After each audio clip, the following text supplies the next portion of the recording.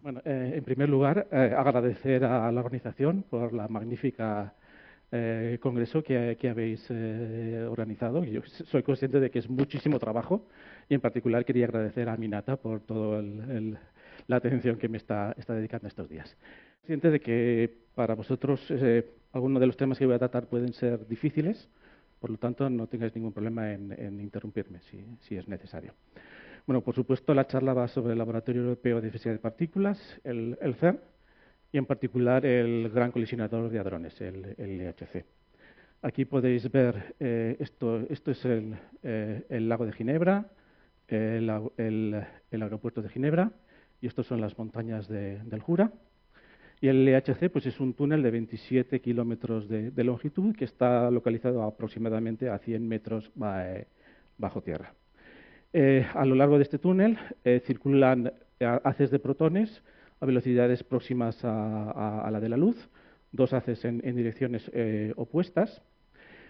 Para que esos haces de protones sigan la trayectoria, pues hay que utilizar una serie de imanes superconductores, porque si no el gasto en electricidad sería excesivo, que tenéis que mantener una temperatura extremadamente baja. Esta persona que veis aquí es Reyes Alemany. Ella hizo su tesis en mi instituto y hoy en día es un referente en física de aceleradores. Bueno, como os decía, los haces de protones circulan en este túnel y hay una serie de puntos en donde colisionan. Y en esos puntos, que son estos de aquí, es donde hemos colocado una serie de detectores. Estos detectores lo que hacen es analizar cuáles son los resultados de esa colisión. Es como lanzar dos coches a gran velocidad e intentar describir los coches que hemos lanzado a partir de los desechos de la colisión. Tenéis dos tipos de detectores que son de uso general, como es CMS y Atlas. En mi instituto trabajan sobre todo en Atlas. Y dos detectores que son un poco más específicos, como es ALICE, que analiza colisiones de iones pesados, y LHCb, que analiza colisiones de desintegraciones de lo que se llaman mesones B. Como podéis ver, aquí tenéis un anillo de 27 kilómetros, pero tenéis anillos más pequeños. El CERN, el laboratorio CERN, es esto de aquí, donde tenéis anillos incluso más pequeños. Porque en este tipo de experimentos uno lo que hace es reutilizar experimentos anteriores, que por supuesto funcionaban en energías menores, para darle el primer impulso a esas partículas que posteriormente se inyectan en el acelerador más grande. Aquí tenéis una comparación de cuál sería el tamaño de Atlas, uno de los detectores, delante de la Catedral de Valencia. No he conseguido hacerlo con la Catedral de la Laguna, pero os podéis imaginar que el tamaño de estos detectores es bastante grande. Entonces, aquí lo que tenéis es estos detectores funcionan del siguiente modo. Por aquí tenéis los dos haces que vienen en direcciones opuestas, colisionan en el centro y esto es como una cebolla. En las primeras capas uno trata de medir en qué dirección salen las partículas. En las capas exteriores, uno lo que hace es absorber esas partículas para medir la energía. Entonces, básicamente, los datos que obtenéis es direcciones y energías de las partículas que se han producido como consecuencia de esa colisión. Y, por supuesto, tenéis aquí un campo magnético que lo que hace es, esto sí que es de primero de física, si la partícula es positiva se desvía en una dirección, si es negativa se desvía en la otra dirección. Por supuesto, el resultado más importante del LHC fue el descubrimiento del bosón de Higgs en 2012, que dio lugar al premio Nobel un año después a François Englert y Peter Higgs, que son quienes en los años 60 postularon la existencia de esta partícula. Lo hicieron en los años 60 y hasta 2012 no fue descubierta, lo cual os puede hacer una idea de cuál es la dificultad en todo este tipo de experimentos. Conocemos muchas cosas del bosón de Higgs, y el bosón de Higgs es, por ejemplo, una partícula que es muy diferente al resto de las partículas. Por ejemplo, no tiene spin, es la única partícula que conocemos que no tiene spin. Y, por ejemplo, hemos medido cuál es la intensidad de su interacción con las partículas más masivas. Por ejemplo, el quark top, el quark bottom, etcétera, etcétera. Pero todavía no hemos medido cuál es la la intensidad de la interacción con las partículas más ligeras, porque esta intensidad es proporcional a la masa. Como bien sabéis, el bosón de Higgs da masas a las partículas y, por lo tanto, la intensidad de interacción es proporcional a las masas de las partículas. Y lo que es más importante todavía, no hemos sido capaces de medir cuál es la intensidad con la que el bosón de Higgs interacciona consigo mismo. Y esto tiene consecuencias, por ejemplo, para la estabilidad del universo. En cualquier caso, en muchos de esos casos, en muchas de estas medidas, tenemos medidas que tienen una incertidumbre del orden del 20%, 30%. O sea que todavía hay camino para mejorar mucho estas medidas. En particular, esto es una proyección de cuáles serían las incertidumbres en la medida de la intensidad de estas interacciones con distintas partículas. La T es de top, la B es de bottom, la tau es de tau. Y lo que tenéis aquí, pues, es que en principio, si las proyecciones van bien, seríamos capaces de medir estas intensidades con precisiones del orden de pocos porcientos. Bueno, en azul tenéis lo que es la incertidumbre estadística, que es algo que viene solo, simplemente por tomar más datos vamos a alcanzar esa incertidumbre teórica. La verde es la incertidumbre experimental, son los sistemáticos de la medida, y como teórico yo confío en que mis colegas experimentales serán capaces de alcanzar esa precisión. Y la roja, que es la que me interesa a mí, es la precisión de las predicciones teóricas. Y como veis, en muchos casos es la dominante en muchas de estas medidas. Aquí, además, estoy mintiendo un poquito, porque alcanzar la precisión teórica con las técnicas actuales, incluso si es mayor que la esperada experimentalmente, es hoy en día imposible. Es decir, que existe una necesidad de desarrollar nuevos métodos teóricos para ser capaces de alcanzar esas precisiones que necesitaríamos para medir estas cantidades. Porque al final, a pesar de que si tienes un experimento que funciona muy bien, pero si no tienes una predicción teórica con la que comparar, pues al final será la teoría la que te limitará la capacidad de analizar esos datos. En particular, necesitamos alcanzar mejores predicciones teóricas, tanto para comparar con medidas de precisión en el IHC, como para discernir si cierta señal es realmente una señal de nueva física o si, debido a que nuestra incertidumbre es demasiado grande, no podemos decir con claridad si realmente pues es un efecto de nueva física o no lo es. Es decir, si hay potenciales descubrimientos, nuevos descubrimientos. Aumentar la precisión de las predicciones teóricas significa trabajar con diagramas de Feynman. Y aquí tenéis una compilación de cuáles son los mecanismos de producción y desintegración del bosón de Higgs a través de distintas partículas. El bosón de Higgs no se acopla directamente con los gluones, porque los gluones no tienen masa, y tiene que acoplarse a través de un loop de quark top o quark bottom and charm. Y tenéis aquí pues otra serie de canales distintos que dan lugar a las predicciones teóricas. Por supuesto, hacer cálculos a este nivel no es complicado. Es suficientemente simple como para que, espero que para tercero, cuando lleguéis a tercero, seáis capaces de hacer estos cálculos. La dificultad reside en que, para alcanzar la suficiente precisión teórica, necesitáis añadir más loops y procesos que involucran nuevas partículas, la emisión de partículas extra.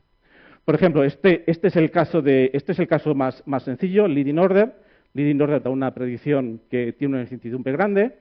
Para la siguiente, para mejorar esa predicción, necesitamos ir a next to leading order, que involucra añadir un loop de gluones y emitir un gluón extra. Y si queremos mejorar la predicción teórica todavía más, pues tenemos que ir a dos loops, un loop emitiendo una partícula extra o el mismo proceso emitiendo dos partículas extra. Y si queremos alcanzar la precisión que se espera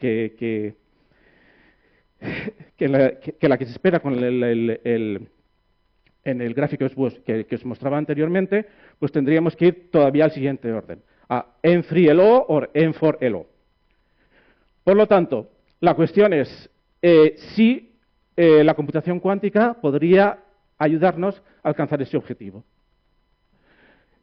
No olvidando el hecho de que, como bien viene expresado en el título de la ponencia, al final los colisionadores a grandes energías no dejan de ser máquinas cuánticas y nuestro framework teórico que utilizamos para describir estas colisiones es Quantum Field Theory, que es incluso más complicado que mecánica cuántica. El LHC es una máquina cuántica, además, por el hecho de que es el único sitio donde podéis observar cosas como el quantum entanglement de los top quarks a la energía más alta posible. Sobre este tema volveré después de nuevo. Y esto me conecta también con la motivación inicial de Feynman, que decía, la naturaleza no es clásica, y por lo tanto, si queremos tener una buena descripción de la naturaleza, tenemos que simularla con sistemas cuánticos. Esta es la motivación que nos ha llevado desde hace poco pues, a intentar explorar este camino también para mejorar las predicciones teóricas en el LHC. Bueno, os doy una primera versión de una visión global de cuál es la situación actual en computación cuántica. Aquí he cogido unas transparencias de Olivier Ezrati. Lo que necesitáis es un sistema cuántico, básicamente que tenga bien definidos una serie de niveles de energía. Y esto lo podéis conseguir pues, con una serie de iones atrapados en un campo magnético o con átomos extra fríos dentro también de un campo magnético. Podéis describir qubits con electrones, con distintas tecnologías, como superconductor, fallos en sistemas cristalinos, o podéis hacer también algún tipo de qubits utilizando fotones, contando fotones uno a uno. Hay distintas tecnologías en el mercado, unas más desarrolladas que otras. Aquí destacar que la única, Kilimanjaro es de Barcelona, es la única empresa en este aspecto que tenemos en España que se dedica al desarrollo del hardware. Supongo que de forma sistemática veréis en la prensa que IBM ha alcanzado 1000 qubits, 2000 qubits, 3000 qubits. En la actualidad hay distintos sistemas en donde pues tenéis del orden de cientos a miles de qubits, pero lo importante aquí no es solo el número de qubits, sino el hecho de que los qubits son un sistema muy frágil. Por eso, en muchas de las tecnologías anteriores, la única forma de que funcionen es reducir la temperatura lo máximo posible, casi hasta el cero absoluto. Porque, desafortunadamente, los qubits interaccionan con el entorno.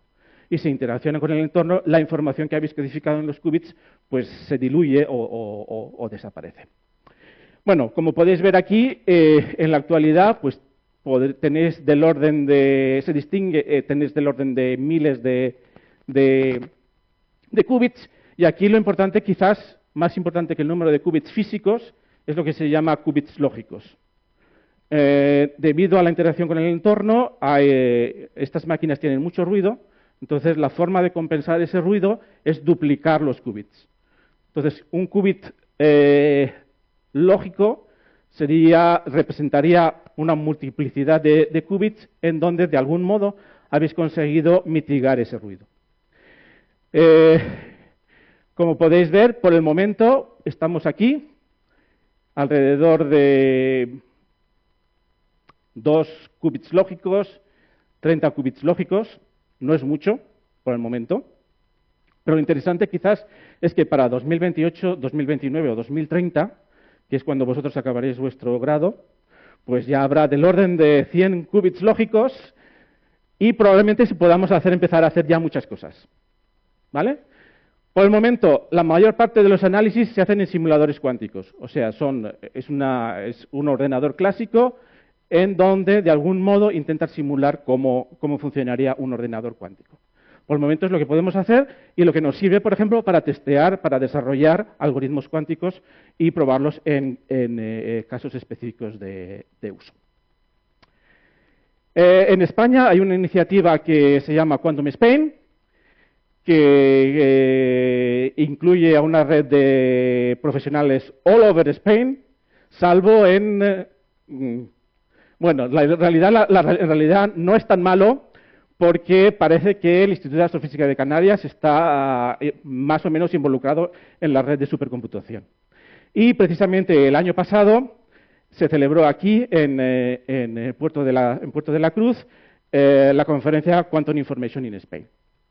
Y aprovecho esta ocasión para unos minutos de publicidad para comentaros que la próxima edición del ICE será en Valencia.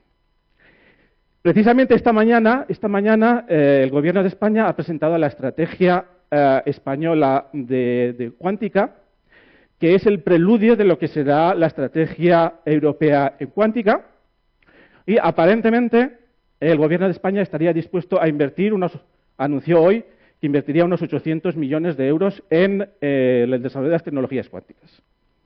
¿Vale? Entonces, puede que a nosotros, más académicos, nos llegue algo. No significa que nos llegue mucho, pero puede que haya ciertas oportunidades, sobre todo para contratos predoctorales, postdoctorales y demás. Así que estar atentos. Bueno, volviendo al tema que nos ocupa.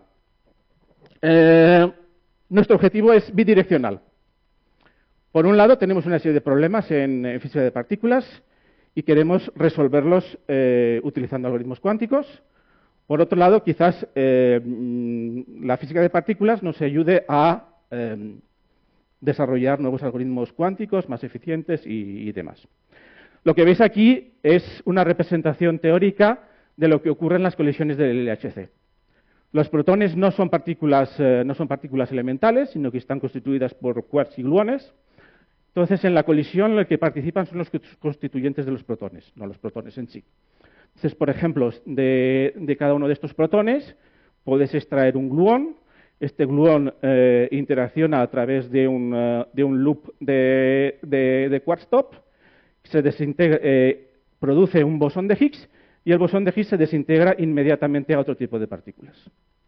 Lo que vosotros observáis no es el bosón de Higgs. El bosón de Higgs no lo vais a observar nunca directamente, sino que lo que observáis es toda esta cantidad de ruido que tenéis alrededor, que se produce como consecuencia de la colisión.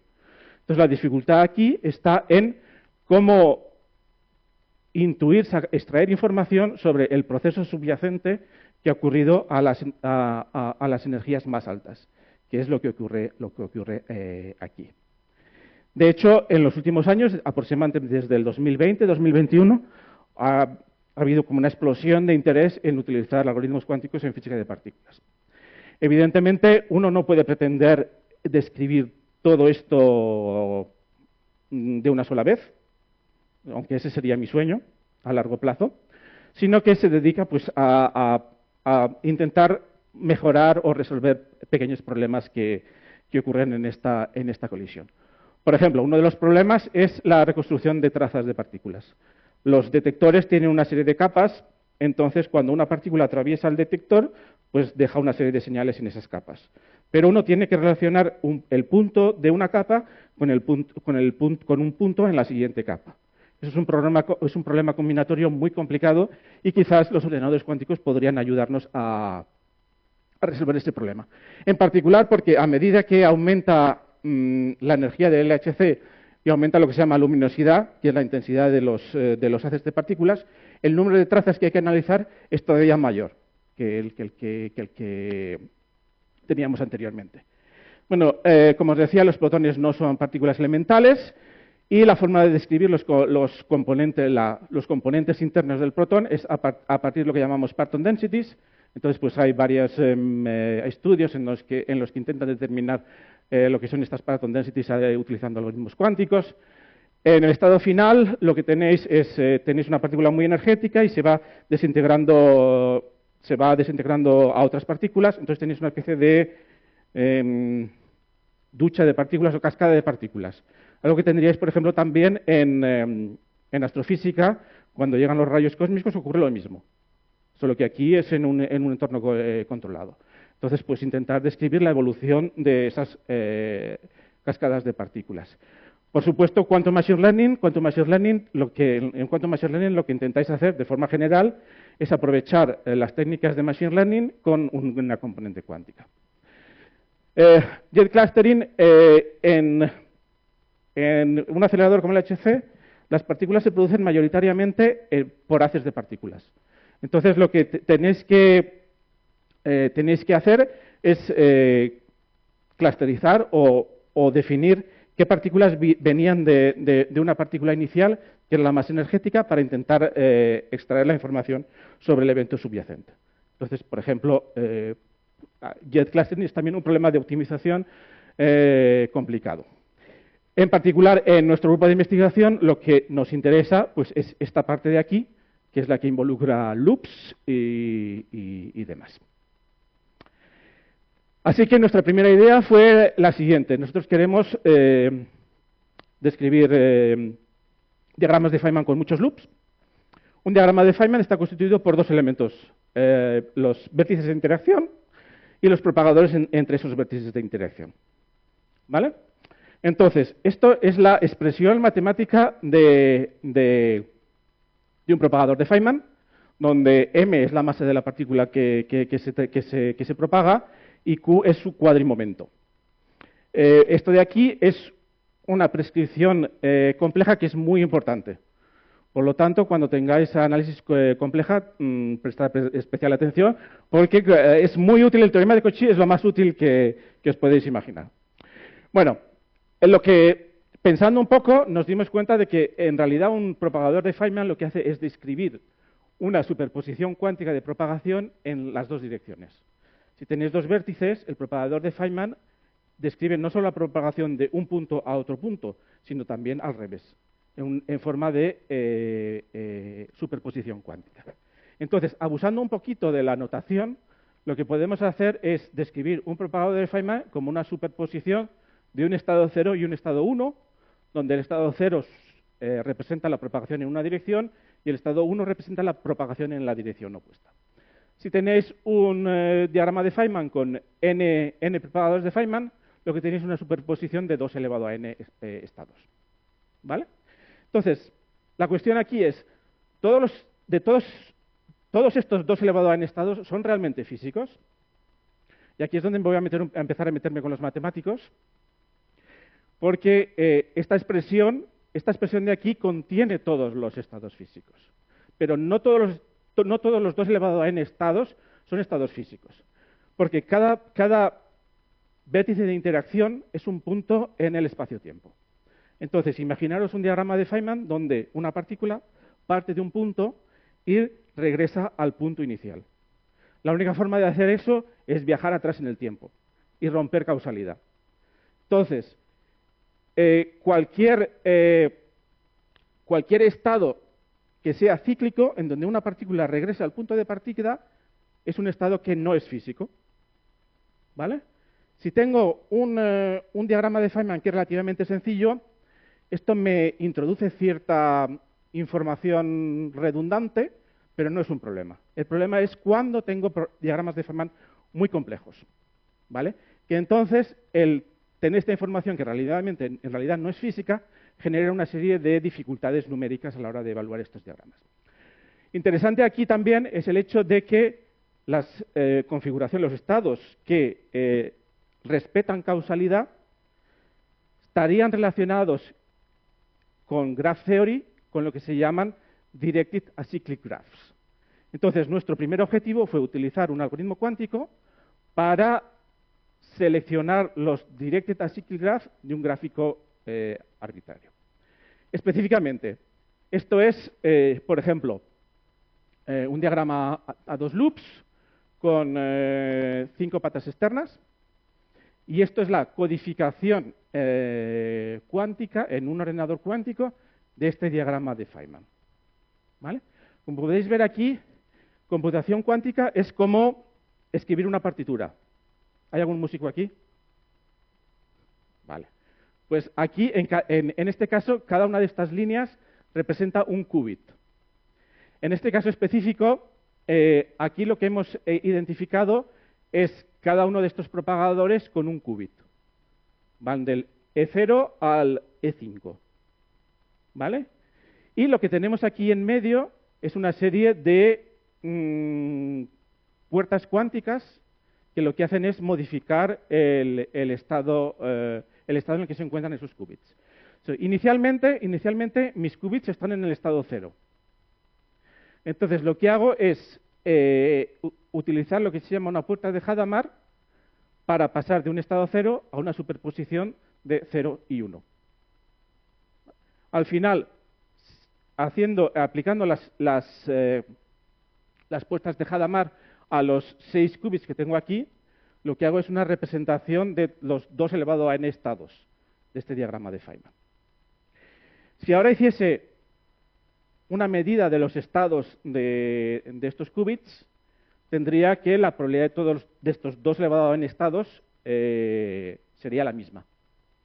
Por eso lo que hago es una serie de operaciones en medio que lo que me hacen es que, al final, aumentar la probabilidad de aquellos estados que son acíclicos y suprimir la probabilidad de aquellos estados que son cíclicos. Y eso es lo que me permite pues hacer esta codificación de este diagrama de Feynman. Aquí quería romper un mito, y es el mito de que la computación cuántica es computación en paralelo. ¿Vale? No es cierto. ¿Vale? Es cierto que aquí, en el circuito cuántico, todos los estados están en superposición.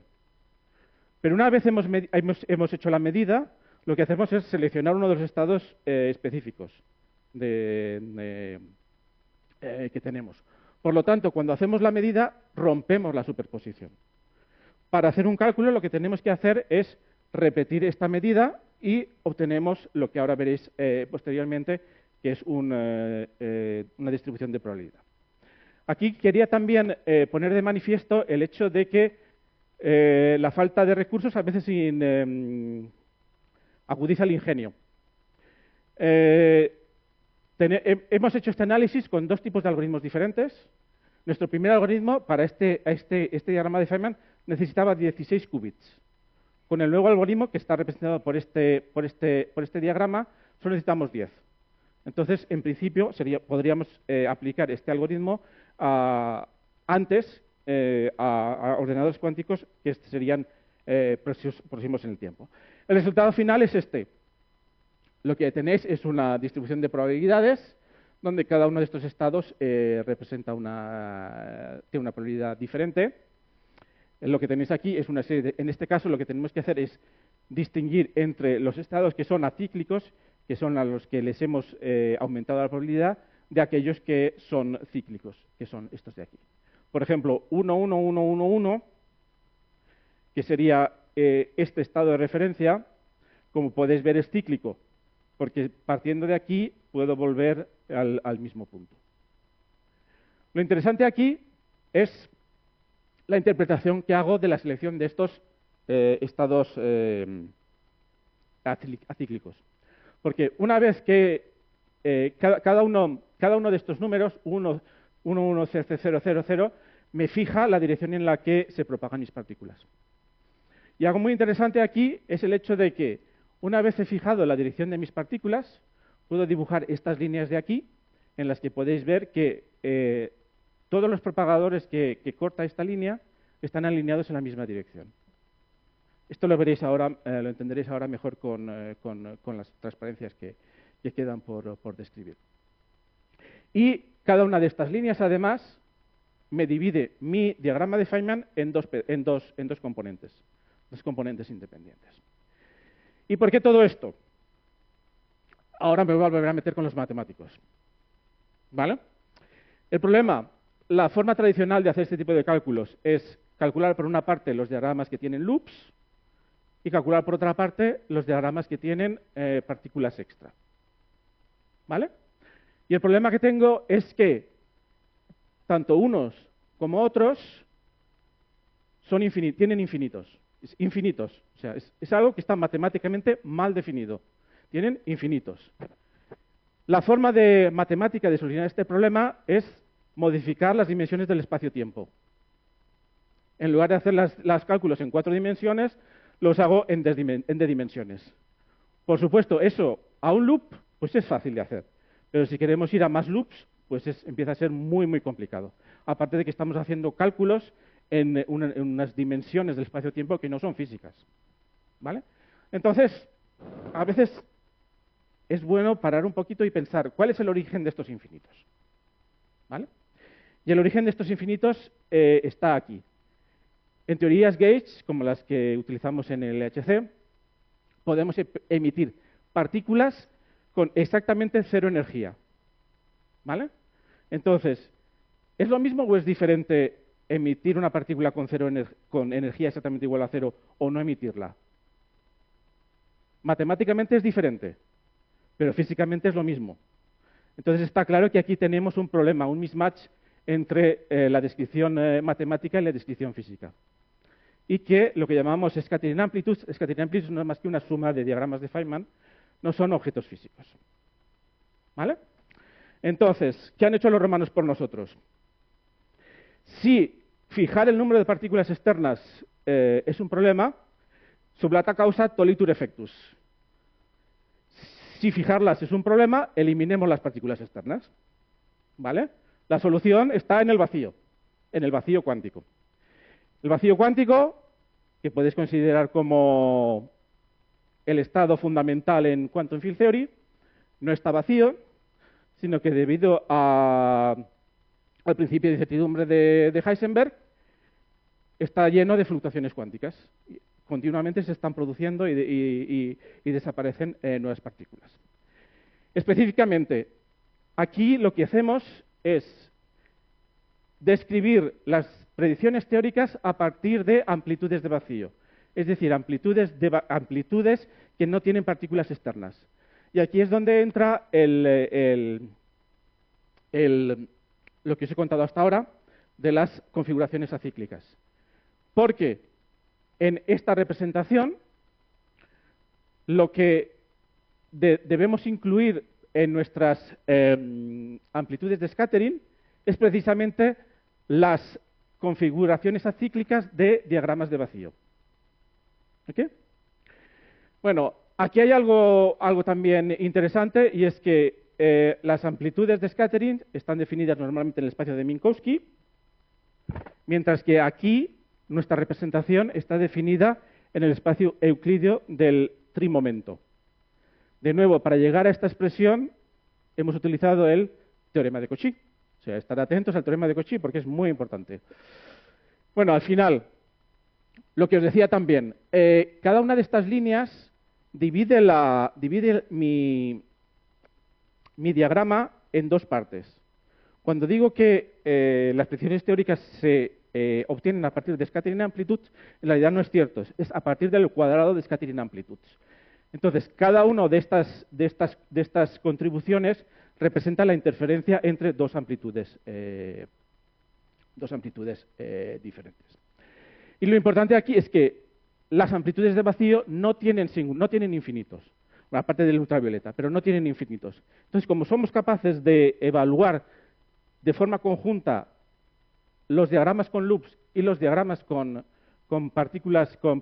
emisión de partículas extra, obtenemos una representación que está bien definida directamente en las 4 dimensiones del espacio-tiempo. Bueno, aparte de eso, tenéis aquí una integral. Entonces nos planteamos lo siguiente. ¿Por qué no buscamos un método para integrar cuánticamente funciones arbitrarias? Entonces empezamos a trabajar en lo que llamamos Quantum Fourier Iterative Amplitude Estimation. La forma tradicional, la forma clásica de integrar una función es con métodos Monte Carlo, donde lo que hacéis es lanzar dados, lanzar puntos, y entonces contáis los puntos que hay arriba y los puntos que hay abajo. Y eso os da una estimación de cuál es la integral. En el caso de intentar hacerlo cuántico, lo que hacemos es utilizar una Quantum Neural Network, que sería la versión cuántica de una Neural Network en Machine Learning, para descomponer esa función en componentes de Fourier. Y la ventaja de un ordenador cuántico es que es capaz de integrar este tipo de funciones casi de forma natural. Y esto lo hemos aplicado al método que os comentaba antes, en el que utilizamos diagramas de vacío. Por ejemplo, estos serían los diagramas de vacío que necesitamos para calcular la desintegración de un fotón a 2 quarks. Este corte de aquí representa la interferencia de un diagrama de tipo árbol con un diagrama de tipo one loop, y este corte de aquí representa la interferencia de dos diagramas de tipo tree. Aquí tenéis el resultado utilizando método Monte Carlo clásico y la comparación con cálculos analíticos exactos, y lo que podéis ver es que funciona muy bien. Además, hemos comprobado que este método de utilizar de amplitudes de vacío resuelve muchos problemas técnicos que tienen los métodos tradicionales. Y aquí lo que tenéis es lo mismo, pero en un ordenador cuántico. En el primer caso es en un simulador cuántico. Un simulador cuántico funciona como si fuese un ordenador cuántico, pero no tiene ruido. Entonces, como podéis ver, aquí el acuerdo entre el resultado y el resultado analítico es bastante bueno, mientras que aquí lo que hacemos es implementar parte de este algoritmo en un hardware real que tiene ruido.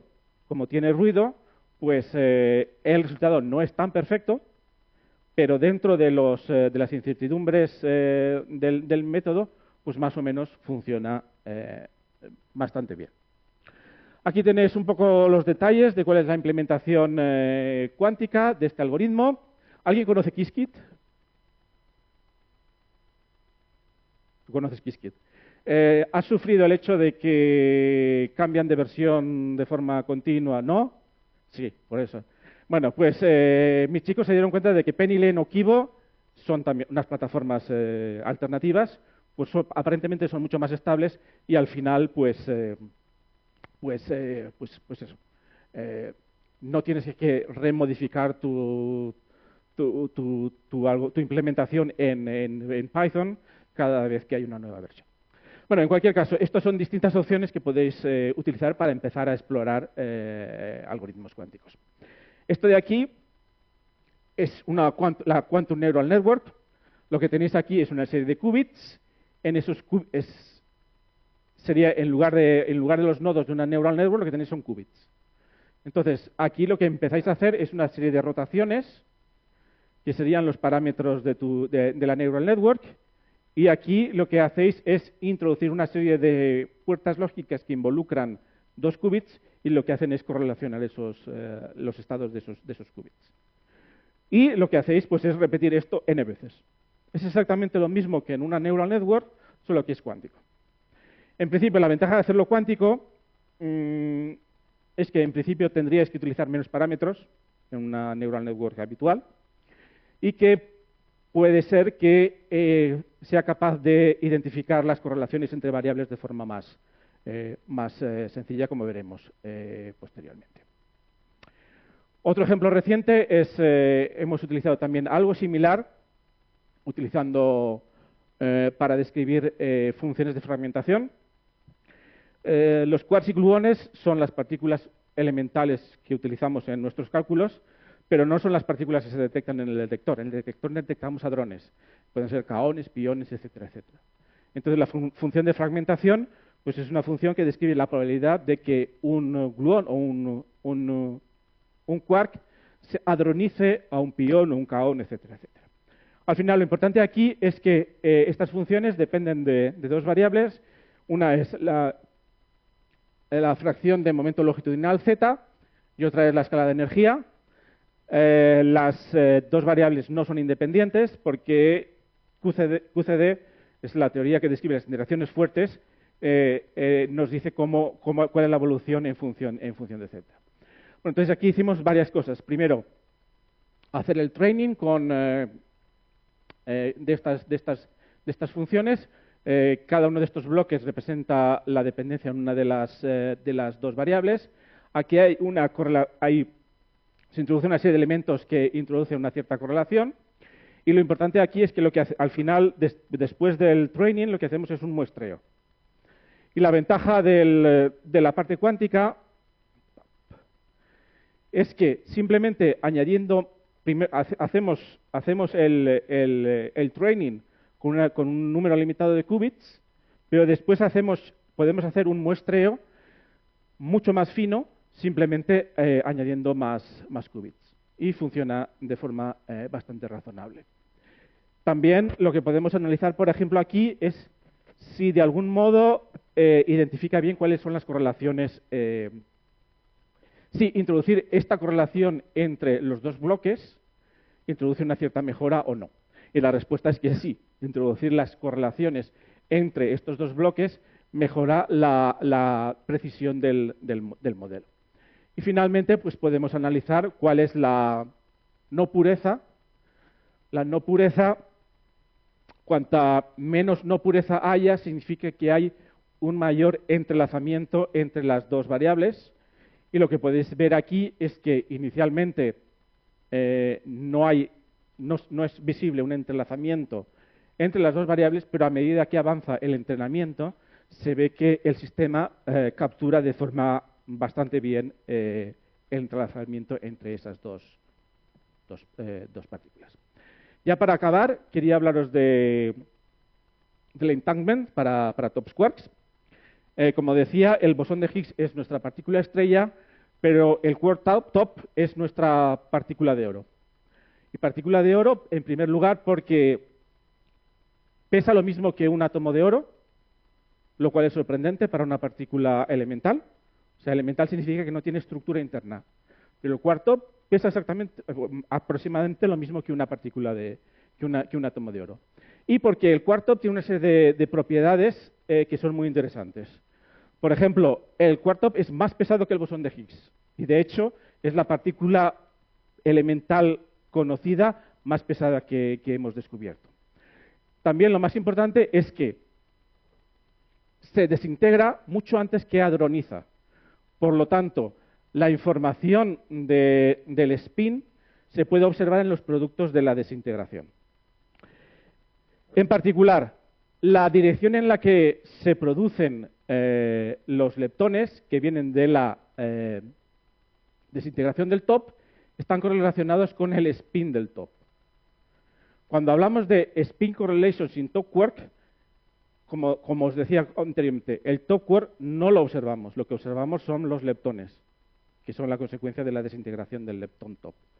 Entonces, si hay entanglement, y tiene que haberlo porque esto es quantum field theory y todos los principios cuánticos están de forma implícita ahí metidos. De hecho, esto parece algo nuevo, pero en realidad no lo es. Hace años lo llamamos simplemente spin correlations y nadie le prestaba atención. Ahora lo llamamos entanglement y publicamos en Nature.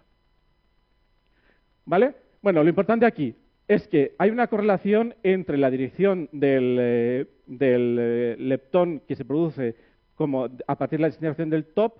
La variante es pequeña, es decir, que los tops se producen con poquita energía, se quedan muy cerca. Pues que hay entanglement, lo que significa es que no podemos describir la dirección de un leptón independientemente de la dirección del otro. Es lo que significa entanglement. Mientras que si los tops tienen mucha energía, ese entanglement desaparece. Aquí podéis observar que los resultados entre ATLAS y CMS son compatibles entre ellos. En el caso de CMS hace el análisis solo para masas invariantes pequeñas y lo que obtiene pues, es que hay entanglement. Pero lo que podéis observar también aquí es que hay un pequeño problema aquí, porque esto es la comparación de los datos experimentales y de dos generadores de eventos Monte Carlo, y podéis ver que, bueno, podría ser mejorable. O sea que todavía hay espacio para mejorar. Así que llego a mis conclusiones. Los High Energy Colliders son máquinas cuánticas y, por lo tanto, son muy interesantes desde este punto de vista. Y creo que podemos, probablemente, no hoy, sino dentro de unos años, cuando tengamos 100 qubits lógicos accesibles, podamos resolver algunos de los problemas que tenemos para obtener para mejorar estas predicciones teóricas, pero también para hacer el análisis experimental. Os he enseñado esto de los vacuum amplitudes, que es algo que hemos trabajado desde hace tiempo, también para mostraros la idea de que Si algo empieza a ser demasiado complicado, si las matemáticas que utilizáis complican mucho vuestros cálculos, probablemente es un signo de que hay una mejor forma de hacer esos cálculos. Que paréis un poco, que penséis y que probablemente encontraréis una solución más simple. Espero, en estos momentos uno de mis doctorandos está intentando mejorar los métodos de integración cuántico y espero que tengamos resultados pronto. Y, por supuesto, mi sueño a largo plazo sería tener un generador de eventos Fourier-Quantum que describa todo desde el principio hasta el final. Y, por supuesto, todo esto no habría sido posible sin mis colaboradores más próximos, que los tenéis aquí y que cubren un amplio espectro de nacionalidades. Muchas gracias por vuestra atención.